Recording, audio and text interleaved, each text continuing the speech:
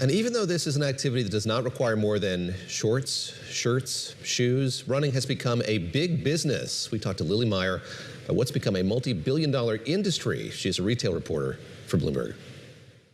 Lily, you write about how running has become a status symbol. When and how did that happen? Yeah, I mean, I think, running has always been popular, but coming out of the pandemic, as run clubs regathered and began, more people joined and got into running. Poonam Goyal, who works at Bloomberg Intelligence, told you that running has become kind of cultic. Describe that. I mean, I live in Brooklyn near the park.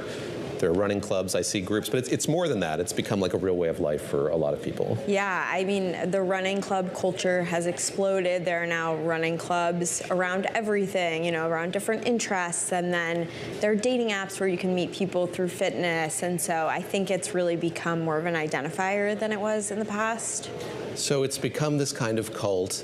How does that play out in terms of the way that people dress for it, what clothes they're buying for it, kind of what ancillary gear they're getting as a result of being runners, I guess, in a bigger sense? Yeah, I mean, I think because it's become more social, people want to look good while they do it. If they're going to a run club that has a bar or meet up after, and then maybe they see someone they're interested in, they want to look good, or if they're doing it with their friends or want to make new friends.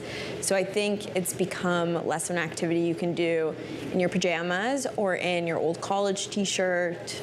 You talk to people who have become runners in recent years. Did they do it because of all of this kind of social complement, or is it something they kind of stumbled into as they got into running? It was a mix. Some of them started doing it right out of the pandemic or started in the pandemic where that was something you could do to get outside and still social distance. So I think, most of the people I spoke to have picked it up in the last 3 to 4 years, some even less. Let's talk a bit about what people are buying. A lot of clothing and a lot of expensive clothing. Like, what does that look like? Take us through the rack of what people are getting. Yeah, so some of the people I spoke to who buy the more high-end running gear, one thing they'll buy is this brand Satisfy has these moth tags. Satisfy, yes. Which is a higher-end running brand. They have shirts that are $140. They have shorts that are $350, running vests that are $410. There's a brand District Vision that makes running sunglasses.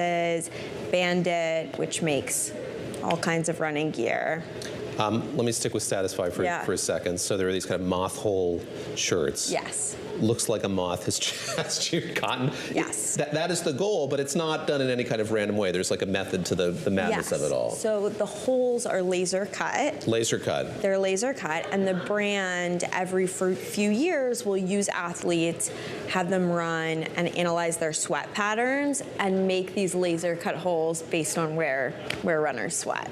As people are buying this, are they doing it with performance in mind? Are they thinking, yeah, it's cool that they've done this like analysis and laser cut it? Or is it because it looks cool? What did they tell you? I think it's because it looks cool. I mean, I think, they perform well, and they're also cotton, which is interesting. So they're not in, a dry fit fabric. But I think it is because it looks cool, and someone told me, I can wear it while I run and then show up at brunch, and I still look good.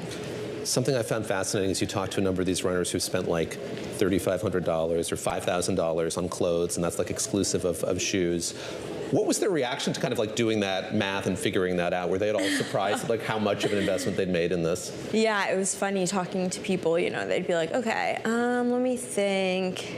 Oh, it's $5,000. Like a sizable amount of money, yeah. So, I mean, I think for some people it is expected, but I think for a lot of people, they're like, oh, it adds up. And I mean, I would never want to be asked how much money I spend on clothing. So, but I think it does add up in a way that maybe it wouldn't have in the past shopping at some of the less expensive brands. You cover retailers here at Bloomberg, and I'd love to know sort of what this has meant for the retail economy surrounding running. Like what are stores seeing in terms of traffic and sort of how much people are willing to spend on shorts and shirts and socks and the like? I think it depends on the brand. So running at Nike is still doing really well. And, Nike, most of Nike's products are not priced at the higher end. They have price point, yeah. Yeah, they have a few products that, are more technical and go for more, but running is still doing well at brands that offer more affordable running gear, but brands like Satisfy are seeing people spend more and are growing as well. You mentioned Bandit a moment ago. People are paying money to kind of get early offers from Bandit. What does that say to you just about that brand's attitude toward consumerism? Sort of who's getting locked into deals like that?